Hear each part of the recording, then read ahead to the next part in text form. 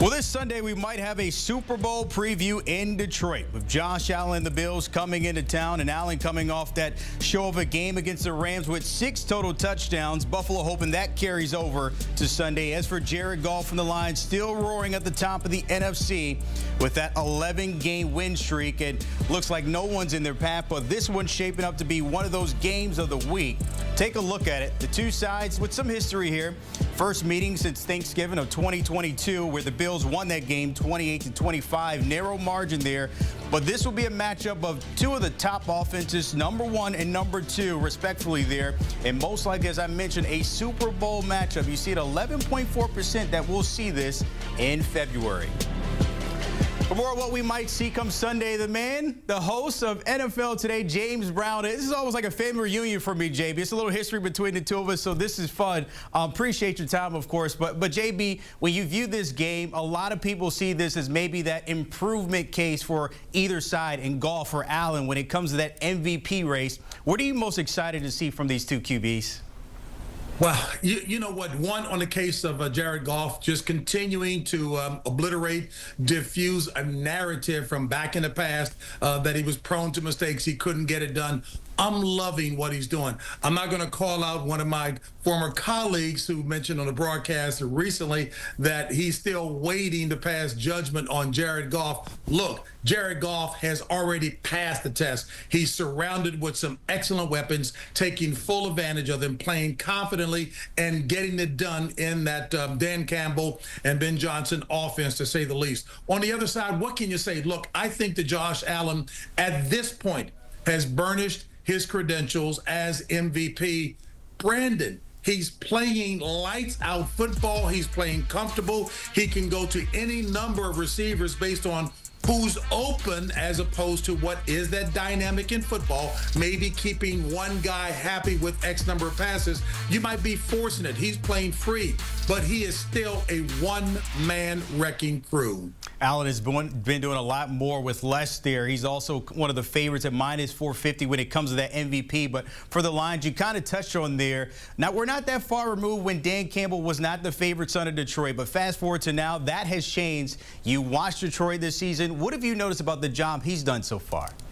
It has been nothing but sensational, superlatives across the board. Look, isn't it interesting as well, too, that some guys who were in the interview coaching cycle previously but didn't get a real nibble, look at what he's doing right now. He has flat out shown that he knows the game well. He's got excellent assistants, both in the offensive coordinator, Ben Johnson, defensive with Aaron Glenn. Look, we got to give credit to Brad Holmes, the GM, who's getting it done. It truly is a team approach. But let me start from the big picture at the top. Coming from corporate America many years ago, before making a radical switch into sports, it always, Brandon, starts at the top. Sheila Ford Hamp has done a sensational job in hiring the best talent in each of those crucial positions. They've gone out and then gotten subsequent leaders in the way of assistants, and now she's stepped out of the way and she's letting them do their job. She will critique them at the end of the season, but there's really nothing to critique. But I want to give her credit because it always starts at the top, as opposed to, and I'm not going to call any names, some franchises where you see ownership is still trying to dabble and make moves for them. You can't do that. You got to give the job to the people you hired to do it, and that's what she's done with the Lions, and look at what they've returned as a result of that. Speaking of Dan Campbell, of course, the job is nowhere near done, and anything can happen towards the end of the season, but is it safe to put him in that category, maybe Coach of the Year, what we're seeing here, JB? Oh, I think he absolutely is very much in that category for sure with what he's done. Look, and I know you know this better than me, Brandon. Look at how ravaged Aaron Glenn's defense has been. We hear the cliche, next man up. It's not a cliche, it's real. My gosh, look at how well they're playing. And even when Dan Campbell went for it on fourth down recently in their own territory, by all measures, you don't do that. But he knew his team well enough to give them a shot, even though it got tricky there because, of course, a touchdown was scored on them. I think they were on their own 30, 35, or whatever it was.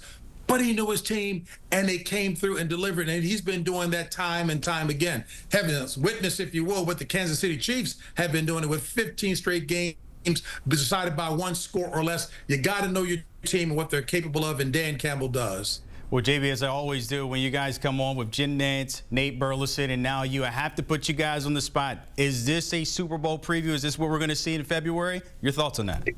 Hey, look, I wish I could play clairvoyant and tell you that definitively, but by all measures, this absolutely could be. However, John Madden, who taught me the game, God bless him, many years ago, said, until the defending champion is dethroned, they are still there. Yes, people will see that Kansas City has got some weaknesses that can be exploited.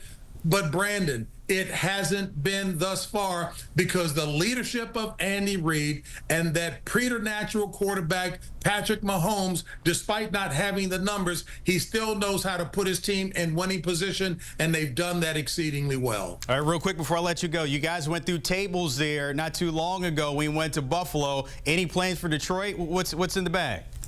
All I know is that Nate has started something, Nate Burleson, that would be, when he gave that the red jacket with the black fur collar to one of the very supportive, I'll put it that way, Buffalo Bills fans. He's got another coat just in case another fan wants to bet him to give it away. But guess what? His wardrobe is sizable enough. He can afford to give away some things. I've got a Superfly full-length leather coat, but I don't want to get rid of it as much as my wife would tell me to get rid of it. I have to hold on to that one, Brandon. JB, as always, this is great to catch up with you.